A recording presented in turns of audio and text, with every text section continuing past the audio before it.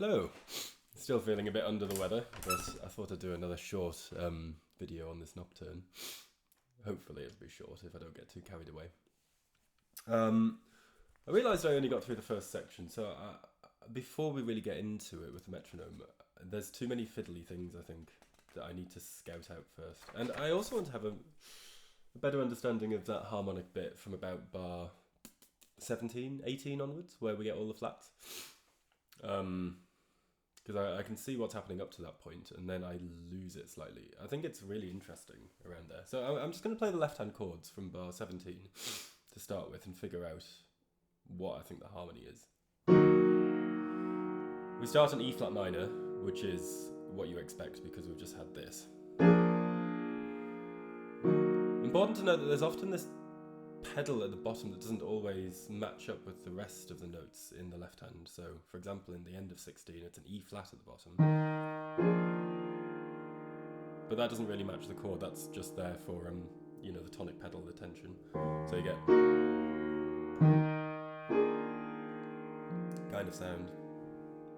But we are pretty firmly in E flat minor, and then something really big changes here.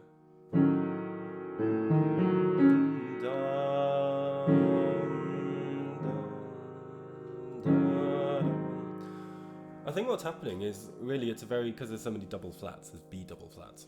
It's a complicated way of saying we're moving to F sharp minor, although it's written as G flat minor. So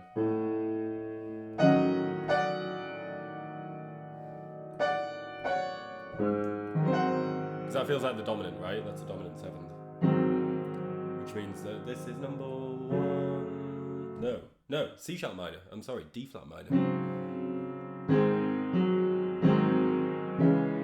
So that feels like number 1, sorry. Okay, so.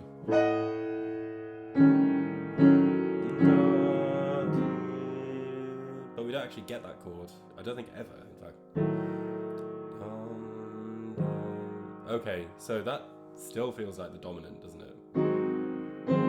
But we kind of pass through a T, like an interrupted cadence T's of the chord we want. I struggle to read with so many flats.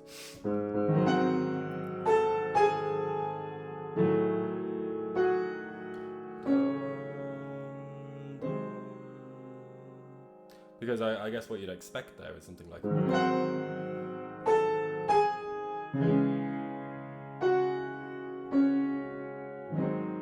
But it's too clear, it's too clean, and it's like not prepared enough to have a proper modulation there. So it's more teasing the movement into a different key than actually going there, I think. And because if you think about what that chord is, yeah, this makes much more sense. So, normally in cadences you get 2 and 5 and then 1. In that way it's very connected to jazz, Chopin is built around 2-5-1 a lot, like we saw in the fantasy. So that's a 2. And then we get the 5, and what we really want next is the 1. But what we get instead is 2, 5, and then whatever the hell this chord is, and then. And what other notes are in that?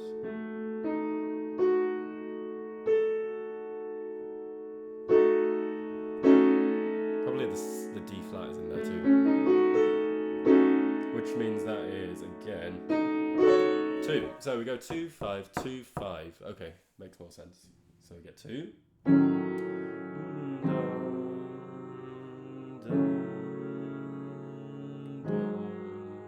Still that's 5, and then that's 1. So at the end of bar 19 we get to 1.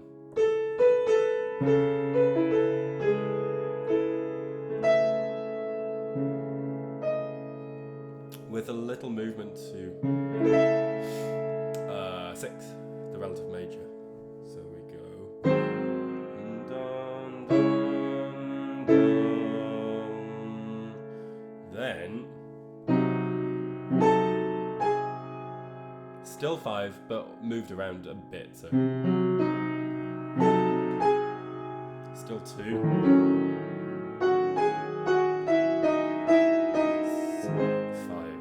it's less complicated than it looks, much less actually. 1, 6, 5, da, da.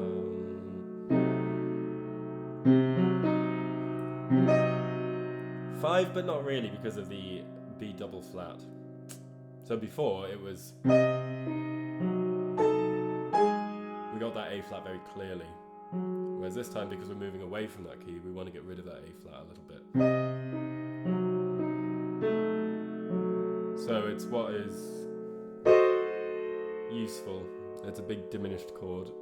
Diminished chords can resolve in many different directions. For example,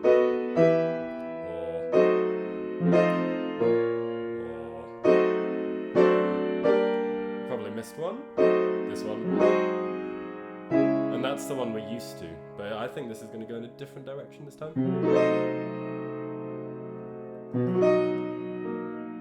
Yeah. I kind of get that one.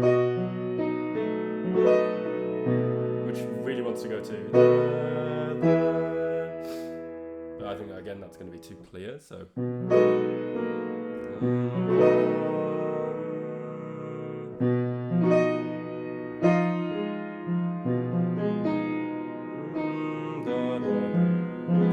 That looks like a 2,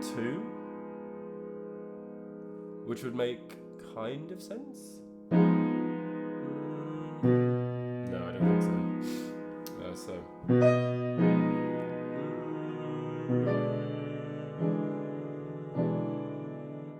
This is the really complicated bit. So diminished. That's really the dominant of what's going to come in a bar. That one. So we add a chord in between in bar, this is bar 23. The start of 23, that added chord throws us for a loop because what we want is the chord after. And then this one would make sense. And then.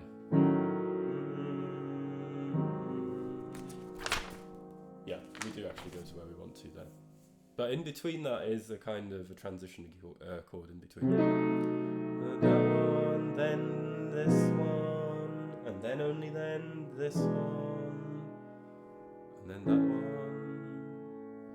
one, not that one, that one, and then. So dissect, and also because of the enharmonic stuff, it goes from flats to sharps for like half a bar, or a bar, like over a bar line. So we get this E7. That resolves to A, because I mean writing it as F flat that resolves to a B double flat would be absolutely insane. So he doesn't do that. Diminish. Dominant 7th, but not to where you want. So that one's a complicated chord.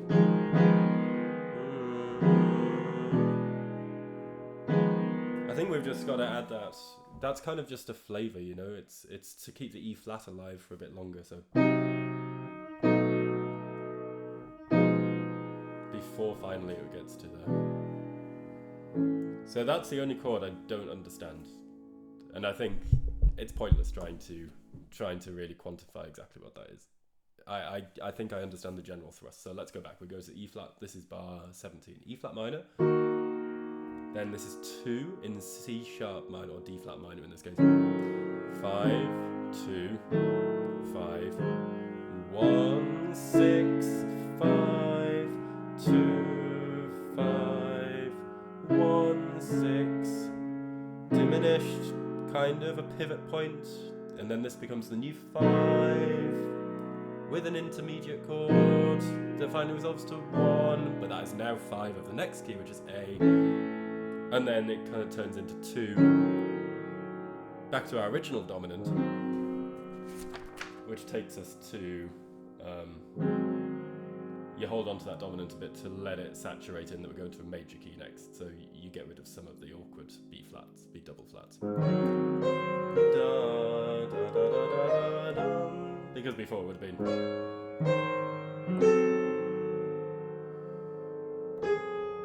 And we would have been hovering around like in this endless loop of going, can I actually do this without looking? This endless loop of like.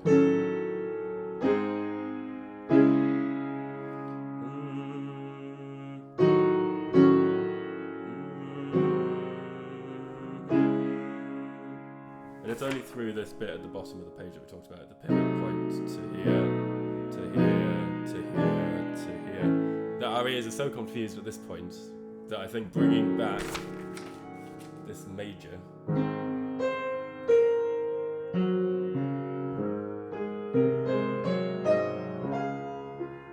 feels really nice. Am I actually recording? Yeah, good.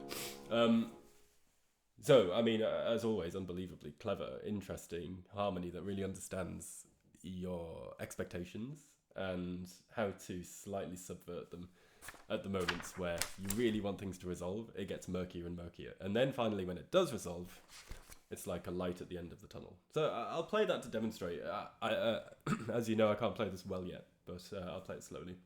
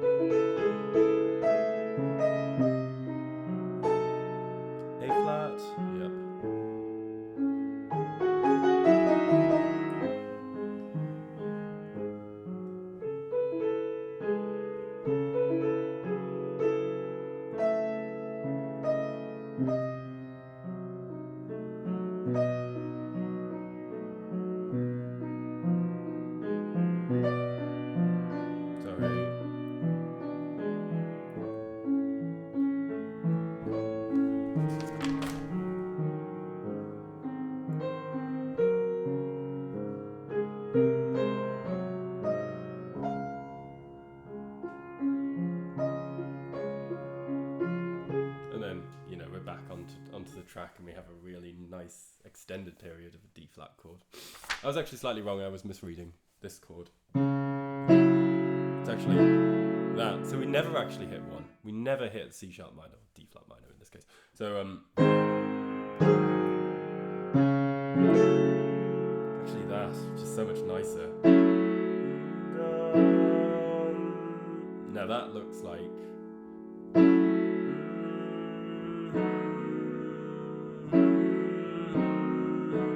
really does very nicely resolve.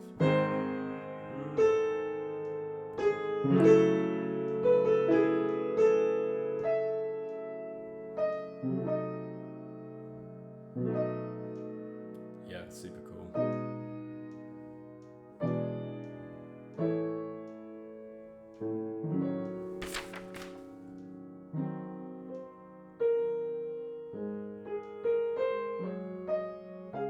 Okay, cool.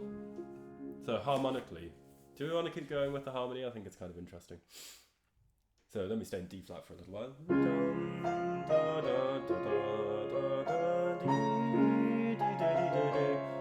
All of the decorations there are just suspensions, passing notes, little things. What's really happening there is this.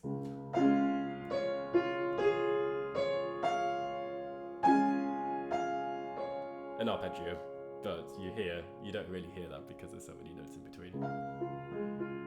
Like this note isn't really important, harmonically speaking, but very important melodically. It's a passing note, so.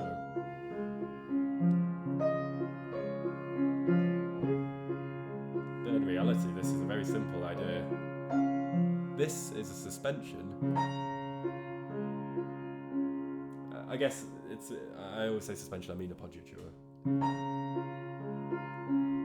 Resolves here, and then you get that's the note that's important. Same here. The second note each time is important. The first note is tension building. Tension, tension, resolve, tension, resolve, tension, resolve, and then a new chord finally.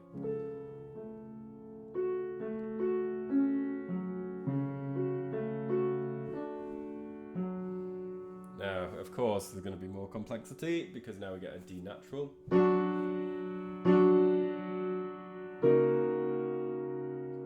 But I don't know if that really means anything. I think it's a line within the left hand that's just interesting to hear. So you get that note.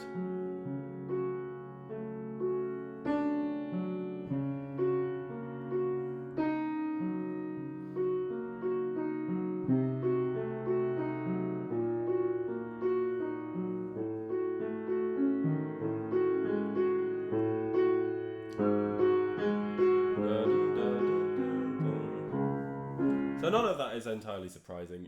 It's what you expect. You go to it's kind of 2/7. You know this, which you'd expect to lead to 5, which it does, kind of at least. It's diminished, but it feels like 5 in a way.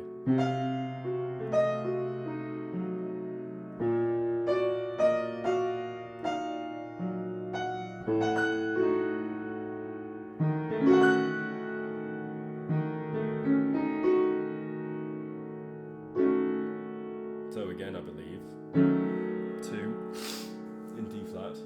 It's 2 in D flat, but with the kind of the flattened 5th, half diminished in this case. So normally 2 would be this, and then you get 5, and then 1. But we get 2, 5, 1. So it's not deviating very far, despite the accidentals from where we want to be.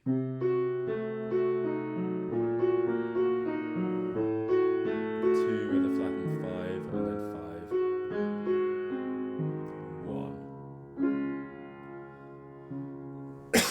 1. And then a really amazing bit. And I want to say that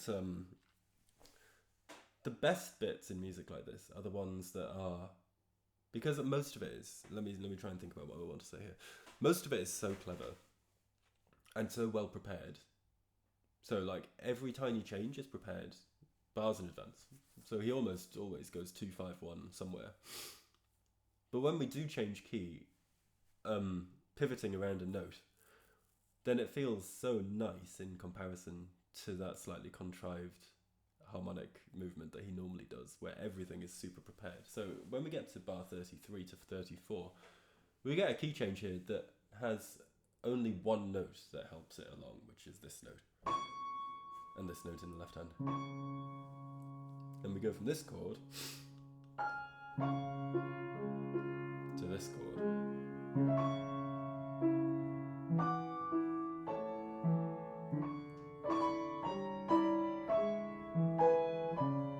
So it's the difference between going.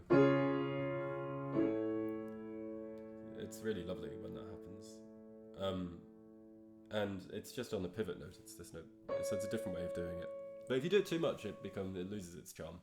And I think it's because the rest of it is so tightly and interestingly constructed that moment stands out as just kind of really creative and kind of led by the effect rather than by the theory, you know.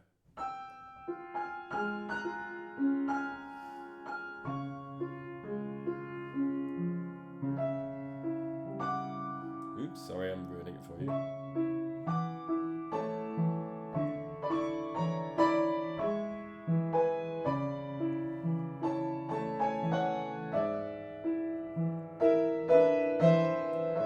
So what's happening here is we've gone from D flat to A, using this note, the D flat / C sharp, when we did go to A, as the link between. So you couldn't do this to like a random chord. You couldn't go. It would sound too weird. You'd have to. Well, I suppose you could. It just sounds weird. But here, because of the context, that doesn't feel like too big a shift. And then he's instantly moving. He's setting up the key very quickly. He's given us lots of notes of the new key. An E, here, an A, C sharp, and then also on the next bar, a D and an F sharp. So if you put all of those next to each other, what have we got? C sharp, D, E, F sharp, A. There's also a G sharp later in the bar too. And there's a B too. So within that bar, every note of the new key, A major, is there. So he doesn't wait at all to set it up. He's moving quickly into the new key to tell us, you know, we have moved. It's not very tentative. And if you go back a bar and then hear that, it sounds like a different world entirely.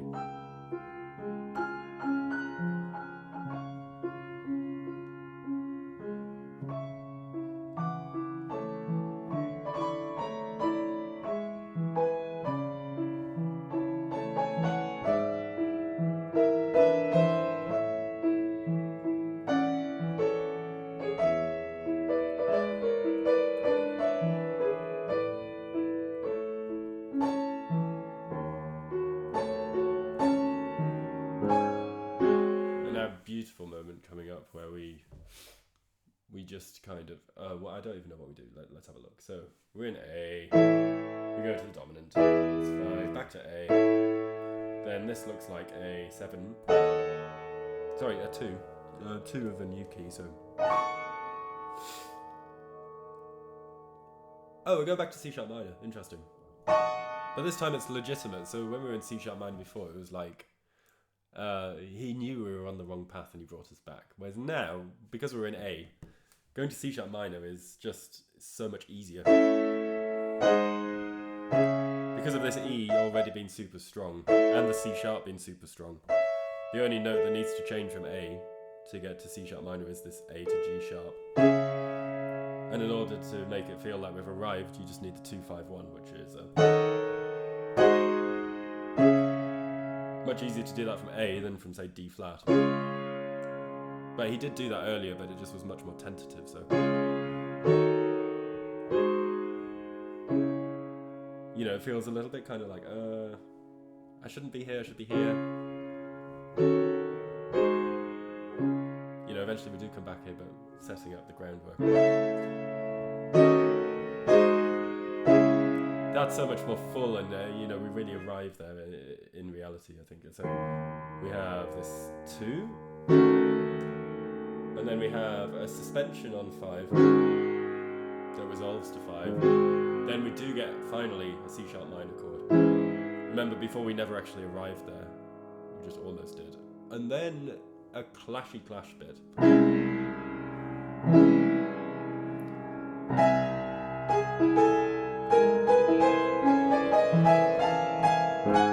Just to really build through that, you know, that is... Oh no, it's a G sharp. Okay, I thought it was a bit weird. I was thinking B sharp, but...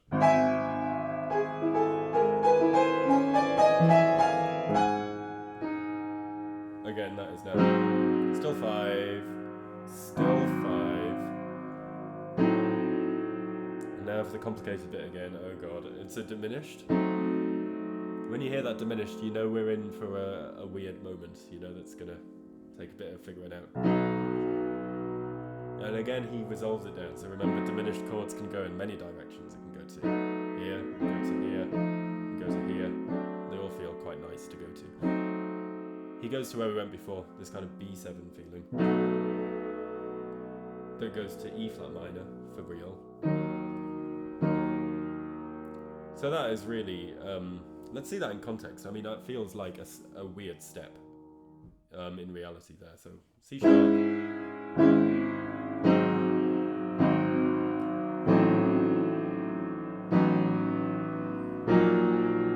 Yeah, I don't think we've actually finished our journey yet, right? It feels like we've got some ways to go.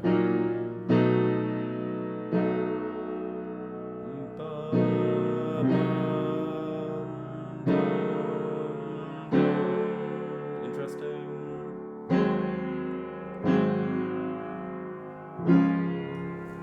Yeah, Christ above. Okay, so let's figure this out. We've got... so this is bar 40. We're in C sharp minor. This is 5. Then we go to here, the diminished chord, which leads to this, which feels like 5, which leads to 1, but a pretty weak 1 because of this note in the bottom.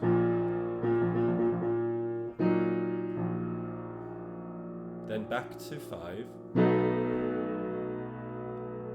and then to another diminished chord. So that was our little excursion to E flat minor. An unsuccessful excursion, right? It didn't feel like we really actually arrived there confidently. I'll show you again. So here to here. No.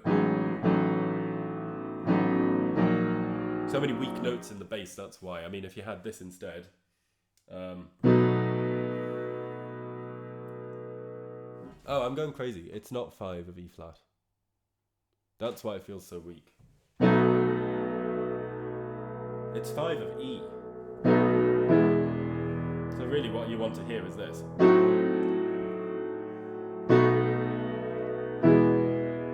But he's just saying absolutely not, you know, it's too far away from the original key. We need to get back somehow. So instead...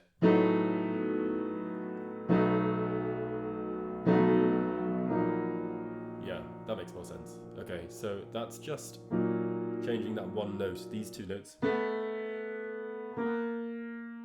move inwards there. And that's how we get that chord. And then from this note, the B turns to a C. C flat to C, really.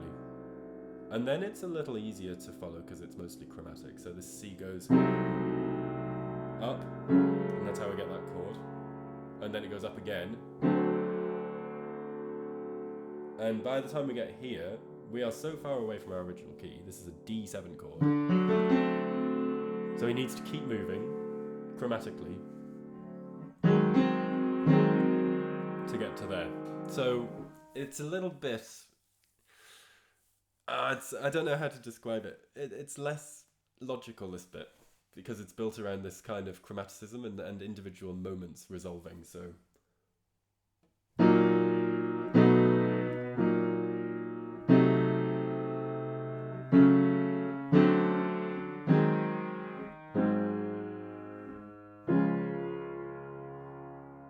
But just to really kind of, let's just talk about exactly what this is.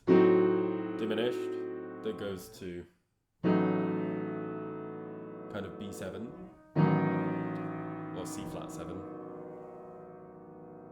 which takes us in a different direction. It's kind of an interrupted cadence to here. Then we go back to that C flat 7, then to... We get that twice. You know, when you get a chord twice, it's like to settle the nerves a bit, you know. We are here, get ready for the next thing, you know, we're not going somewhere logical. Which we don't, we go to a diminished chord built on a C natural. And then we get this chromatic bass movement, and this descending top movement. And then this C is still, this G flat now is the same, and these two notes go to here and here. And then just to solidify again, you know, we are here. We get that strong root in the bass. Okay, and I think that's it for complicated... I say that. I think that's it for complicated harmony. But it is pretty complicated harmony when you look at it. Okay, and then from 46 onwards, we're back to main tune.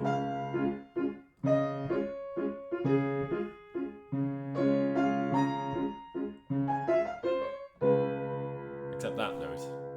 Before that was... What was that before? D. Was it that the first time as well? Yeah, it was. So the first time we get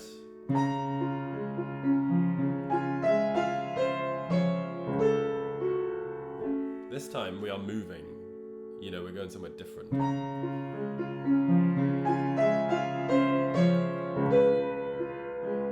We actually don't need to change the left-hand chord.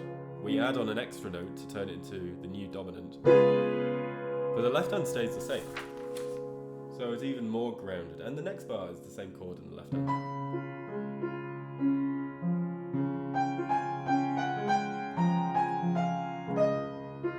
And still the same. Oh my goodness, it stays the same for so long.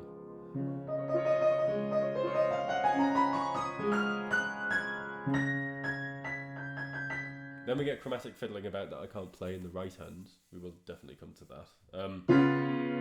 But the left hand chord stays the same. So we get this continuity of a D flat chord that stretches for 1, 2, 3, 4, 5, 6, 7 bars. And the only change is that we go from this chord to this chord, adding one extra note to turn it into the dominant. And we never actually arrive, I think, at the new tonic. It's just... moves on to this, so it's a dominant, this dominant chord to the different dominant chord, this one. It feels like it's taking us back to E flat minor, which it does. So we stay in E flat minor for a little bit, with the thirds.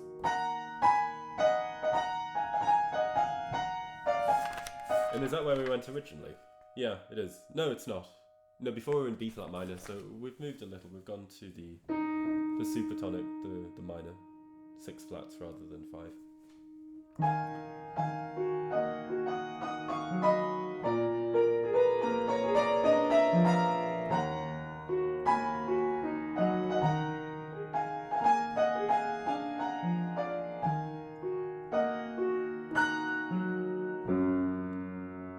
But we we don't wallow this time in minor keys for ages. We find a way out of it. So E flat minor to this, E flat minor still, but with a hint of where we're going next. Sounds a bit happier, right? Could easily be this chord. It's just not quite the lingering E flat, but it's hinting at that.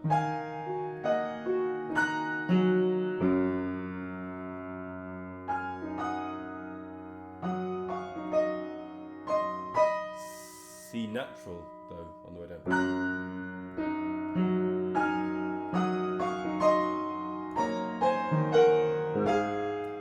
So that C natural is the first C natural we get in that section.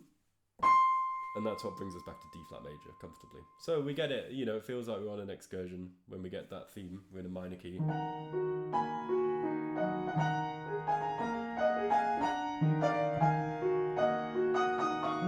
With those C flats, We recognise this tune from earlier.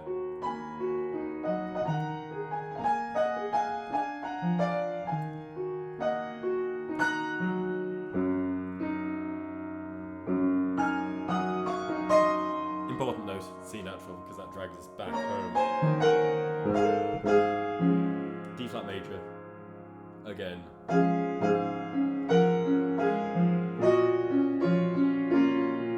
We go to B flat minor, but not as the key, just as one of the chords. D flat major again.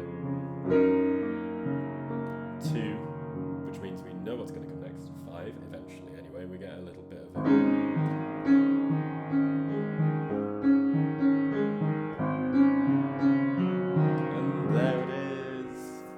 Transition from E flat minor. Let's just go through the chords. So I'm going to go back to... We'll do this whole section. No, I'll tell you what, let's keep going to the end first. So in bar 59 we've just had... That's 5, but just not quite. And then we resolve it to 5, which obviously goes back to 1. Oh, and then we get...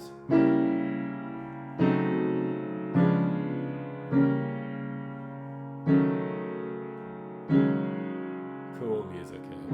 So this is tonic pedal the whole time, D flats. And over the top I'm going to move the chord up a bit so you can hear what it is. Descending diminished chords. So this is kind of cheating harmony. It's not actually leading us anywhere.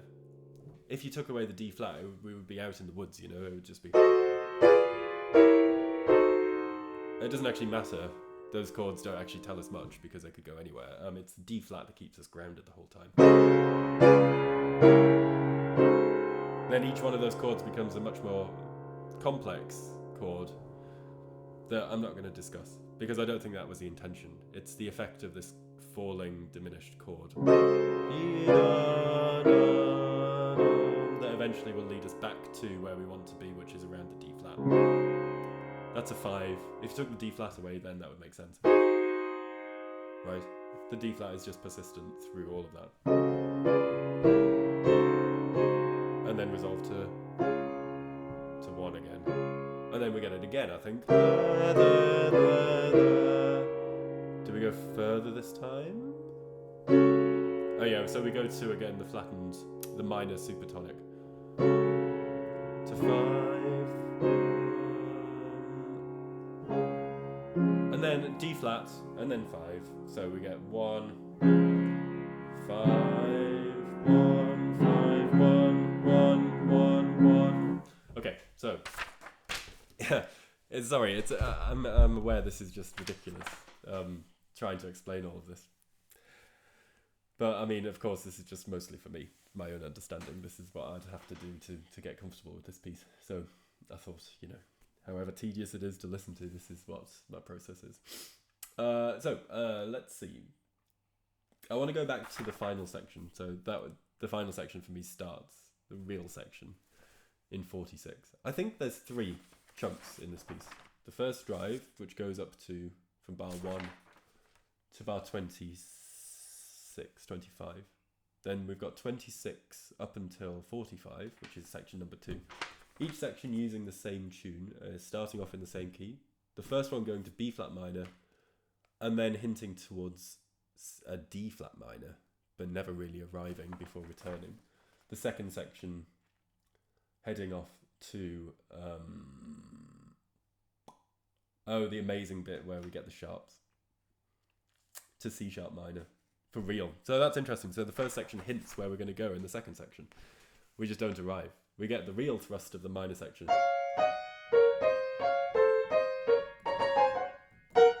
in B flat minor, and then we get the little hints of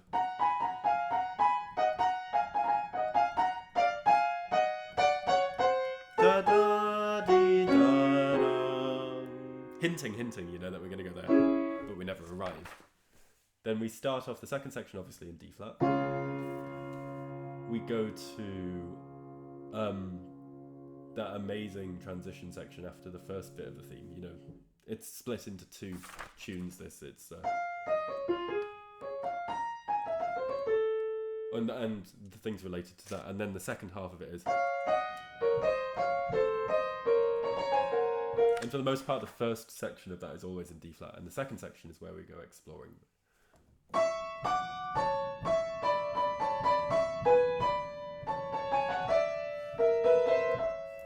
And that's where we go exploring off into C sharp minor / A major. I think it's A major for a bit, really.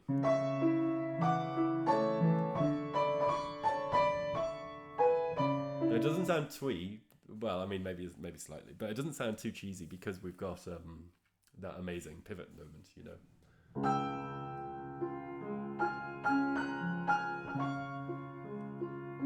So it's like two things happen at once. We realise we've pivoted to this crazy place.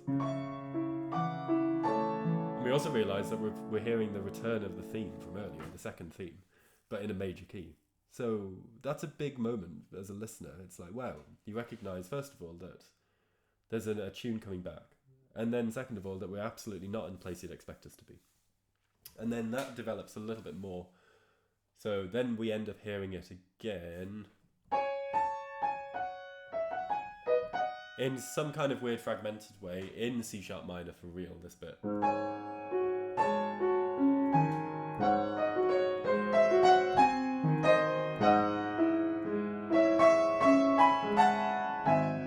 So we get it twice, one in A and one in C sharp minor. And then we get this very contrived, difficult modulation back to D flat. You know, he makes the best of it and it sounds great, but it's just harmonically very complex and relies on a lot of kind of trickery. So it relies on these diminished chords and falling chromatic lines and stuff to get where we want to go, rather than because the keys are linked. Because they're not. There's only so much you can do when you're remote, you know, going from C flat minor to D flat major without just relying on the very easy trick of going you know, that does technically arrive, but it just feels so boring that, you know, the step is it's almost too simple. So he finds a very scenic route back to our original key. And then section 3 starts in 46. We get the start obviously in D flat, but more persistently in D flat for a very long time, and then I mean the chord D flat. What we're really hinting at for a lot of this section after the elaborate stuff is the movement to a 6 flat key, which is what we get. Either this one, or as Chopin does, this one, which is much nicer. But that relies on having to go to the relative minor of our 6 flat key. But the important thing is that C flat is there, and that's the thing that's really pulling us in that general direction. Without that C flat, it doesn't work, right? If you go,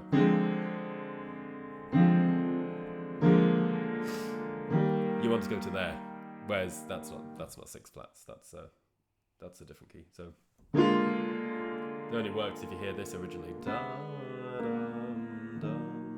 So that takes us to our E flat minor 6 flats minor key, which we stay in for a little bit, and then I forget what happens. Yeah, we stay in that key, and then we hear, like earlier, where we hear major then minor. This time we hear minor then major. So we hear the second theme.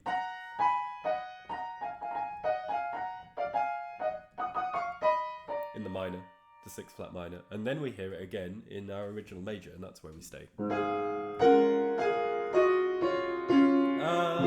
Kind of, not really actually. So by the time we get there, that theme has turned into a kind of a combination. So, you know, our original theme is...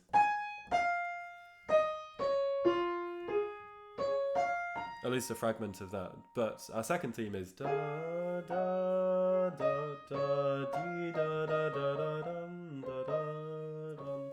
And I think, you know, I don't know if I'm giving Chopin too much credit, but I think it's a combination of both of the themes that we get. This is a Passionato in bar 58, this. It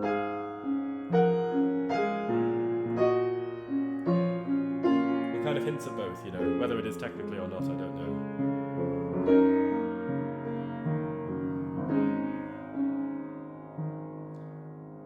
And then, how on earth am I meant to play this bit? Oh, pardon me. Oh dear.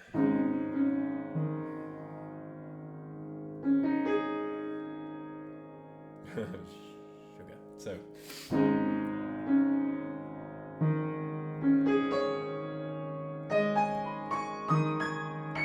I think it must be that, but it's not written like that very well.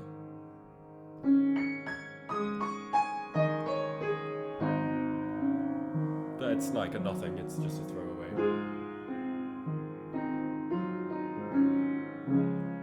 And then we get what is basically a coda with this.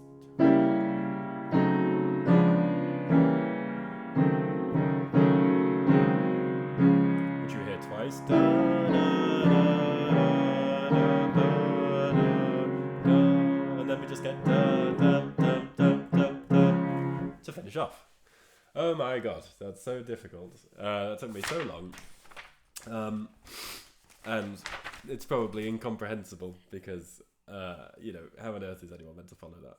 You know, I would not be able to follow that if someone was explaining it to me. Anyway, but I think that is basically very useful. Very useful to understand what's going on. I don't know whether I should do any more now or not. What I might do is just look at a couple of the technically challenging moments in the right hand. Luckily, the left hand, despite the chord changes, I think once I understand the chords, the left hand will be fairly autopilotable in the first instance, and then obviously like the details and the accents and the crescendos and diminuendos will make it more difficult. But the right hand is obviously challenging from the get-go, and there's many things I can't do. So let's just have a look at some of them. The thirds and sixths, I know the solution to that. It's good fingering. There are little ornaments which are not too bad, so let's go through the tricky moments. The first tricky moment for me is probably bar 8. It's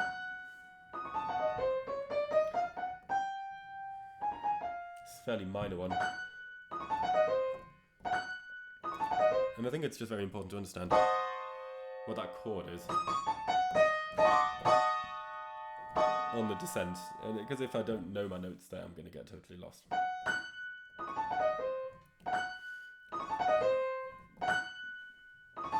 Luckily it's forzando through this too, so...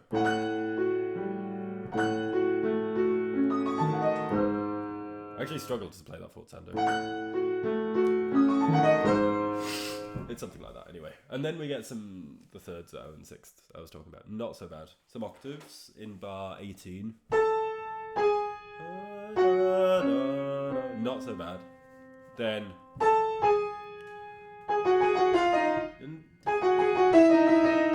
important there, I do 5/4. I think that's the thing. If I go 5, 5, 5, 5, 5, 5, 5, 5, 5, then it sounds a bit robotic, you know. I need to have that.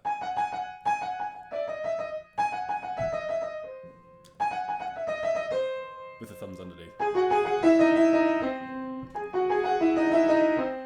Forte though, which is nice. That's not so bad either. And then long notes.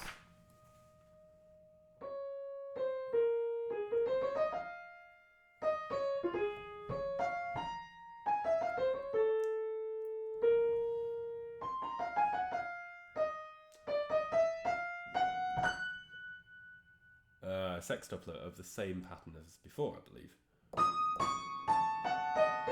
Luckily. And then the first real challenge of the piece.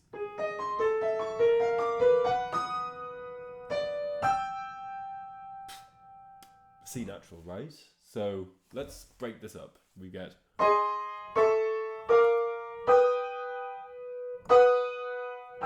important the G flat there. So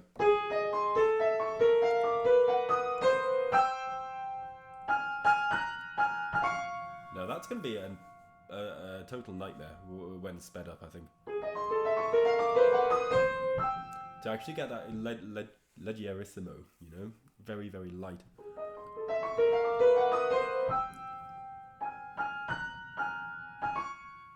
But, and also the left hand is moving. Now I'm going to try that dead slow.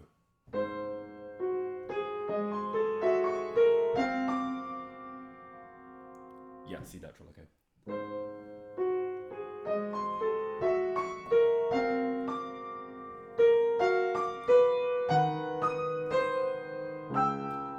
The important thing to recognize is the triads, you know, it is simply, it's that cheat, you know, it's that chromatic rising stuff again. Oh, it's not doing anything harmonically, it's just for decoration.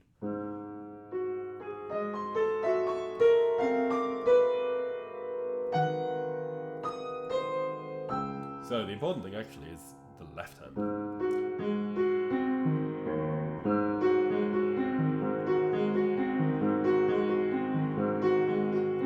If I don't know that pattern off by heart, I'm totally screwed.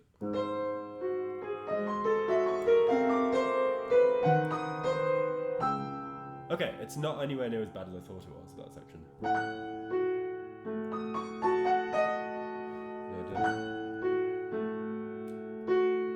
Oh, but how does this actually fit? Oh, so it's a bit more fiddly.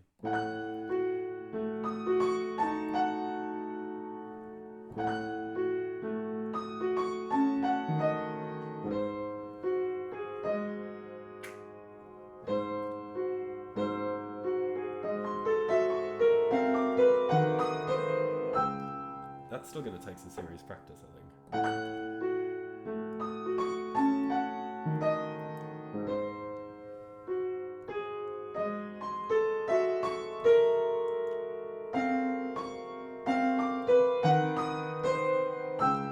So, it's about remembering the left hand.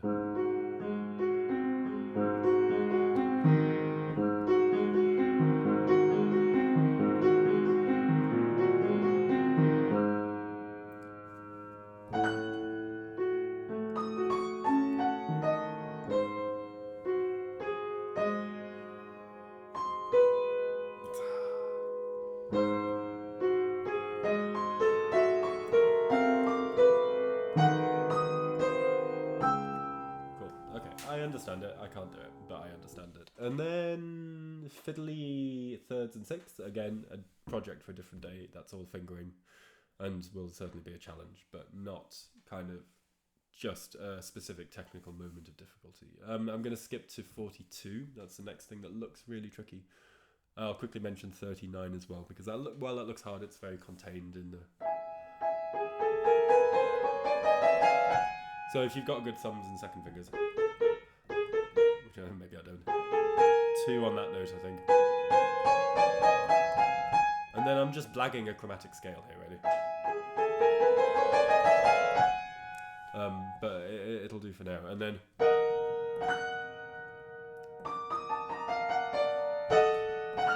Da dee da dee da dee da. So fingering on that penultimate note of bar, this is 42 again, sorry. So.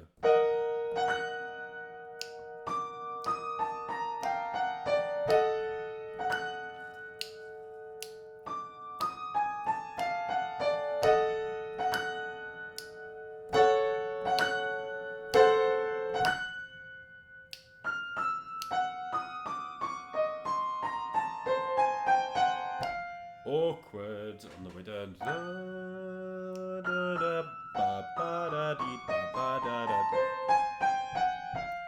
So let's look at this critically. What have we got? We've got chromatic at the top, gap, da da da, gap, then the chromatic scale stops, and we get just between the C and the B flat, no chromatic scale, so no C flat. Da da ba da da ba dee dum ba dee da bum, and the gaps are.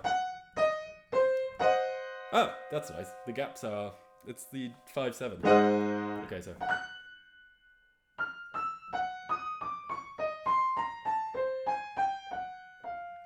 Not so bad, again, once you get used to it. But let's see if... The left hand goes into 4s here too, by the way, so... So that's going to be a challenge in voicing it, you know? Let's see.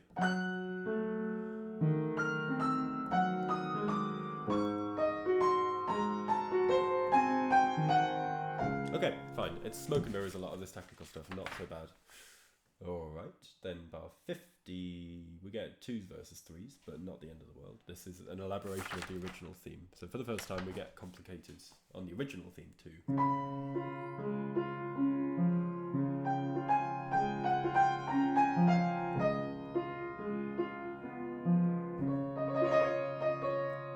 Then just got to count how many of these notes there are. I think the trill resolves to the 3rd note. So the 6, 1, 2, 3 in the left hand. This is in bar 51.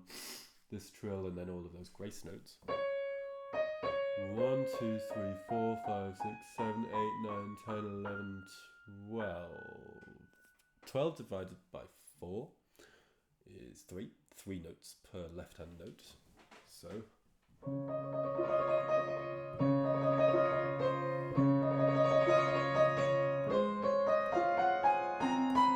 Oh, C flat, sorry.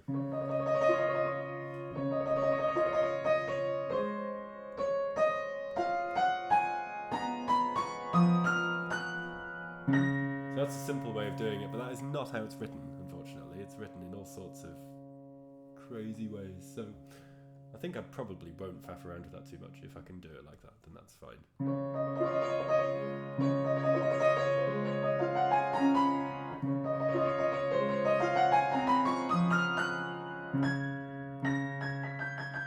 Alright, and then this bit I scouted out, I think, last time I played it, or maybe just after the video. It's 48 in the right hand, and it's 2 groups of 6 in the left, so 12, which means 12 into 48 4 times. This is bar 52, by the way. The right hand, 4 notes per left hand note. Although, as before, that is not how it's written out at all. So, whether I need to take that into consideration or not, I don't know. Let's try the right hand by itself.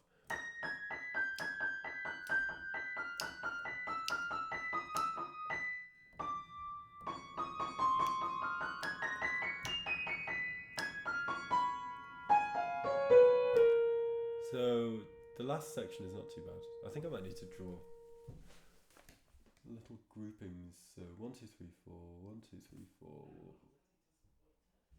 1, 2, 3, 4, 1, 2, 3, 4, 1, 2, 3, 4, and then there. I think that's the important one.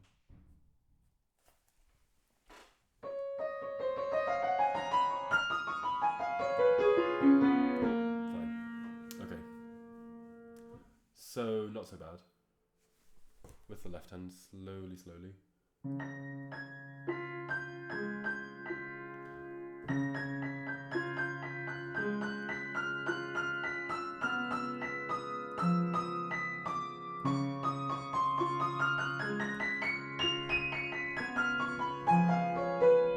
Okay, cool.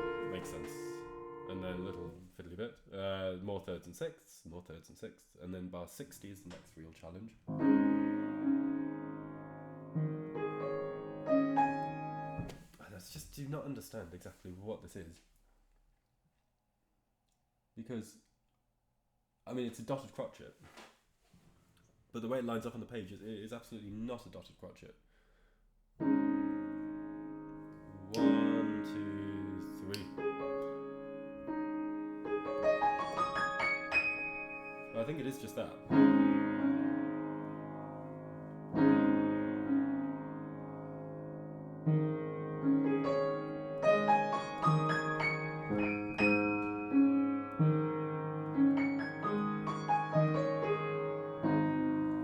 maybe I'd need to extend out the start of it.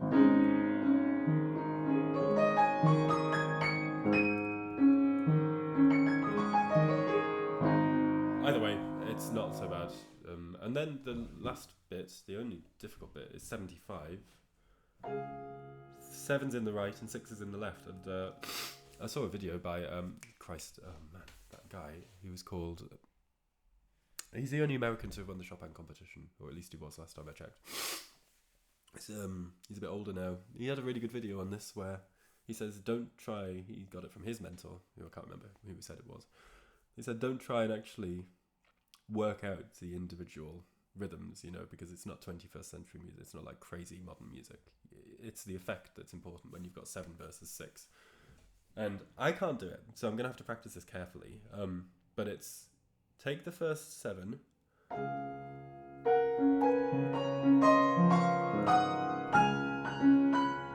and then just spread out the left hand around it. So make sure the right hand is even.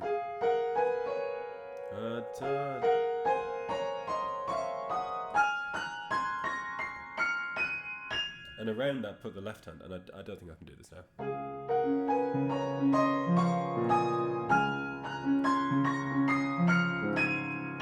But actually, it's surprisingly effective, as a technique there. And your brain does little things to line them up, I think, in a way. Okay, so I feel much more sanguine about this piece after doing all of that.